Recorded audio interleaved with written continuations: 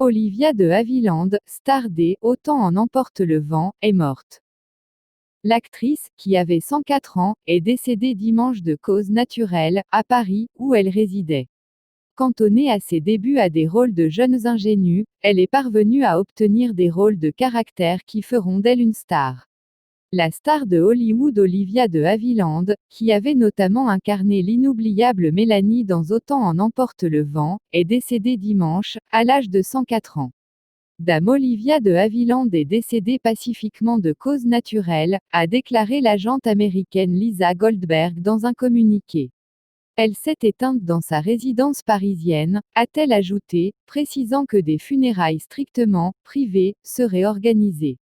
Dernière actrice vivante de l'adaptation du roman éponyme de Margaret Mitchell, Olivia de Havilland vivait en France depuis plus de 60 ans. Elle était la doyenne des acteurs américains. La lauréate de 2 Oscars de la meilleure actrice, pour À chacun son destin, Mitchell Leisen, 1946, et l'héritière, William Weil, 1949, restent indissociables du film de Victor Fleming, aux côtés de Clark Gable et Vivien Leigh. Des rôles de caractère qui feront d'elle une star. Elle a été, à ses débuts dans les années 30, cantonnée à des rôles de jeunes ingénues. À 19 ans, elle apparaît dans Alibi Ike de Ray Enright puis fait ses débuts sur scène à l'Hollywood Bowl en interprétant Hermia dans Le songe d'une nuit d'été de Shakespeare, avant de décrocher le rôle dans son adaptation cinématographique. Elle est prise sous contrat pour 7 ans par la Warner qu'elle accusera de la cantonner à des rôles de partenaire attitré d'Errol Flynn, dans des films légers de Michael Curtiz comme Les aventures du Capitaine Blood, 1936, La charge de la brigade légère, 1937, Les aventures de Robin des Bois, 1938. Grâce à la Warner qui accepte de la prêter, l'année 1939 est le point de départ des grands succès de l'actrice qui est choisie par Victor Fleming pour Autant en emporte le vent. En 1943, la Warner refusant de la libérer à l'issue de son contrat en raison des périodes de prêt, Havilland assigne le studio en justice. Le juge assimile la pratique à du servage et elle remporte une victoire qui fera jurisprudence dans la défense des droits des acteurs. Les nombreux films qu'elle tourne ensuite lui donnent souvent des rôles et des partenaires de choix, comme Richard Burton, Ma cousine Rachel, 1953, Bette Davis et Joseph Cotten, Chut, Chut, Chère Charlotte, 1965, Liv Ullmann, Jeanne, Papesse du diable, 1973, Jack Lemmon, Joseph Cotten et Christopher Lee, Les naufragés du 747, 1977.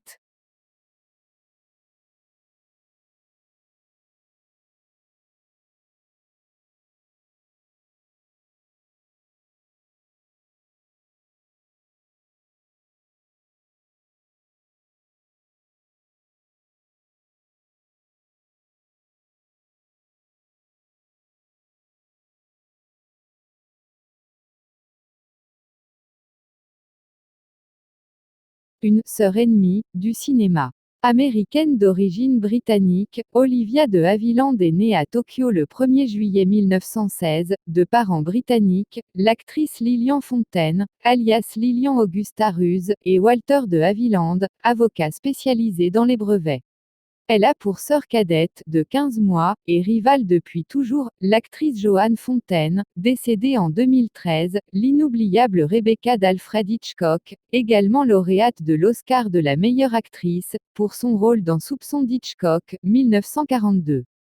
Leur relation, marquée par une rivalité affective et professionnelle extrême, leur ont valu le qualificatif de sœurs ennemies du cinéma, irrémédiablement fâchées jusqu'au décès même de Joan Fontaine, à Carmel, Californie. Après la séparation de ses parents, alors qu'elle a 3 ans, Olivia arrive avec sa mère aux États-Unis, près de San Francisco, Californie. Olivia est la première des 2 sœurs à se lancer dans le cinéma alors que Joan est repartie vivre 2 ans au Japon, avec son père. Mariée et divorcée 2 fois, avec l'écrivain américain Marcus Goodrich, 1946 à 1952, et le journaliste français Pierre Galante, 1955 à 1979, Olivia de Havilland a eu un fils, Benjamin, décédé en 1991, et une fille, Gisèle. Depuis 1953, elle vivait en France.